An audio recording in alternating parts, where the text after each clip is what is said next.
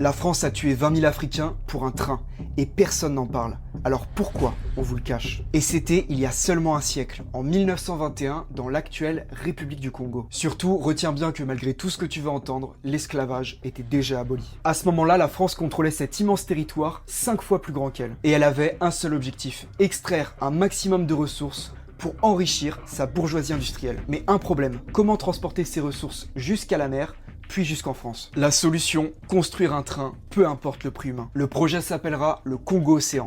512 km de voies ferrées en plein cœur d'une nature hostile. En effet, le train doit notamment traverser le Mayombe, un véritable enfer vert. Une chaîne de montagnes recouverte d'une jungle impénétrable. Des ravins vertigineux, des torrents déchaînés, des marécages infestés par le paludisme et la fièvre jaune. Et c'est là-dedans, dans ce cauchemar tropical, que des milliers d'Africains seront envoyés pour construire un train. Pour être précis, 127 250 Africains ont été appelés à la construction. Et seulement 15% d'entre eux étaient volontaires. Le reste étaient des travailleurs forcés. Et rappelle-toi que l'esclavage était aboli. En 1924, après 3 ans de construction, le chantier n'avance pas assez vite. Les ouvriers africains sont sous-alimentés et meurent par centaines. La solution, recruter, mais plus simplement au Congo, mais dans les villages de toute l'Afrique équatoriale. On va jusqu'au Sahara pour recruter de force hommes, femmes et petits. Des milliers de personnes seront déplacées jusqu'à 2000 km de chez eux, et il ne valait mieux pas qu'ils disent non. Durant presque tout le chantier, pour faire des économies, on n'utilisait aucune machine. Tout le transport d'équipement s'est fait à dos d'hommes,